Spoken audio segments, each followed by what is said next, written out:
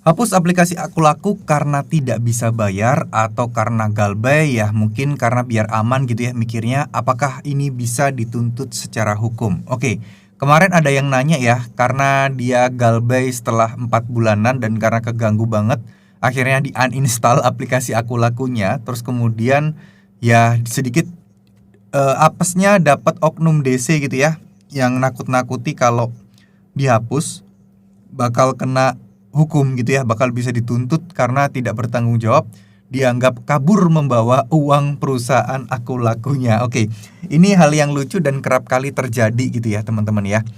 Ya, dianggap kabur, dianggap tidak bertanggung jawab dan menggelapkan uang. Nah, menggelapkan uang ini sih paling lucu sih. Orang kita minjam, orang kita ngutang gitu ya, minjol gitu ya. Masa dikira bawa kabur? Ya kalau misalnya kita rampas uang dari Desi baru iya. Tapi kan ini kita mengajukan dari aplikasi secara legal, secara aturan, dan ada peninjauan, dan ada analisa, dan juga ada approval gitu ya. Prosesnya juga ada banyak gitu ya teman-teman. Nah, kalau bawa kabur kurang tepat rasanya. Tapi kembali lagi, apakah kalau kita hapus aplikasi Aku Laku kita ketika kita galbay bisa masuk ke jalur hukum? Jawabannya enggak. Enggak bakal dan enggak bakal sama sekali ya.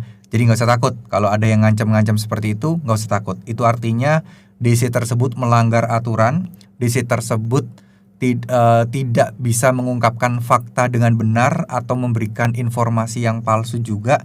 Jadi ya kita nggak perlu takut dan nggak perlu khawatir akan hal itu ya. Aku Laku ini pinjol legal, jadi segala aktivitasnya jadi kayak terkait sebar data dan lain sebagainya, insya Allah aman karena mereka juga pasti diawasi ketat oleh OJK juga. Jadi harusnya mereka tidak akan berani melakukan tindakan-tindakan yang aneh-aneh dan mungkin menakutkan gitu ya. Sekali lagi, yang bisa membuat kalian kena pidana atau hukum pidana, di penjara dan sebagainya, ya mungkin kalau kalian memalsukan dokumen seperti KTP kalian edit-edit dan lain sebagainya. Tapi kalau meminjamnya sesuai dengan prosedur dan aturan yang berlaku, insya Allah tidak akan ada dampak apapun. Insya Allah tidak akan ada dampak yang berbahaya ya. Sekali lagi, tetap tenang. Kalau ada ancaman apapun gak usah dibawa panik dulu, gak usah dibawa stres dulu gitu ya. Yang penting kalian oke, ada ancaman-ancaman seperti ini. Oke, kita pelan-pelan cari tahu kebenarannya. Itu adalah langkah yang paling tepat ketika awal-awal teman-teman baru mulai galbay dan mendapatkan ancaman-ancaman seperti itu.